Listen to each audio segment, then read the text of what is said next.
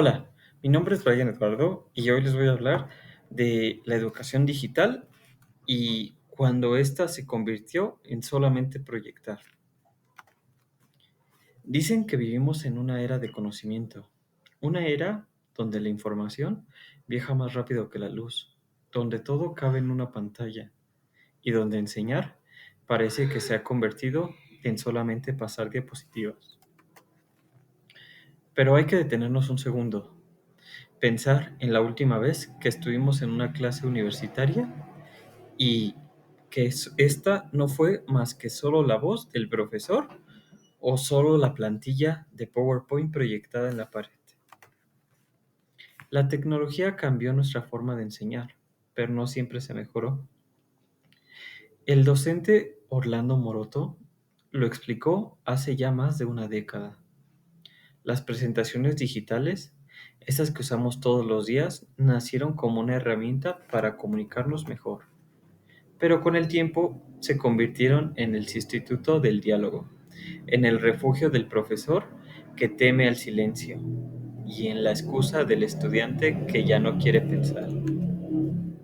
PowerPoint Slides, Canva, Keynote, herramientas poderosas, sí, pero pueden vaciar de sentido la enseñanza si no recordamos lo esencial, que el educar no es más que mostrar, sino es transformar. Hoy es común entrar a la aula universitaria y verlo por sí mismo, una pantalla encendida, una fila de rostros mirando hacia el silencio y un profesor leyendo, palabra por palabra, además de dictando. Todo ya fue escrito y entonces ahí es donde uno se pregunta, ¿dónde quedó la voz humana? ¿Dónde quedó esta emoción para que el conocimiento sea compartido? ¿Dónde está la chispa de los estudiantes de curiosidad? Maroto decía que hemos divinizado las presentaciones digitales, que las usamos como si fueran un poder mágico capaz de resolver por sí mismo todos los problemas del aula. Pero en realidad es otra. Las diapositivas no nos enseñan. Los TikToks proyectados no nos inspiran. Las imágenes nítidas no sustituyen la mirada del maestro. Muchos profesores confunden enseñar con exponer y muchos estudiantes confunden el aprender con copiar. Se repite un mismo patrón. El docente habla, el estudiante transcribe y ambos piensan que ocurrió una clase, pero el aprendizaje no ocurre en la fotocopia o simplemente en la copia. Ocurre cuando la comprensión es la duda en el debate, en la pregunta que rompe ese silencio. Hay un fenómeno que Maroto llamó la cultura educativa a través de las presentaciones digitales. Una cultura de clase se resume en una plantilla donde el conocimiento no cabe en una USB. Los estudiantes ya no necesitan asistir porque todo está en la presentación. El cuaderno desaparece, las discusiones se apagan y el pensamiento crítico se adormece. Piensan que es muy absurdo formar parte de profesionales que aprendieron simplemente de leer pantallas. ¿De qué sirve memorizar cada una de estas diapositivas si al final sabemos que el resolver un problema de la vida real? Un médico que aprendió viendo diapositivas podrá atender a un paciente que entró en crisis por un paro cardíaco. Un abogado que simplemente copió su texto o que plagió una tesis, ¿sabrá defender la justicia? Un maestro que solo leyó diapositivas, ¿podría enseñar compasión? La educación no puede reducirse a mostrar, a leer. El aprendizaje no ocurre por exposición, sino por experiencia. Maroto lo decía claro. El profesor es el actor principal del proceso. La presentación digital, solo un medio. Un apoyo, un puente, pero nunca es un fin. porque cuando la tecnología dirige la clase, el conocimiento pierde su alma. El docente no debe de guiar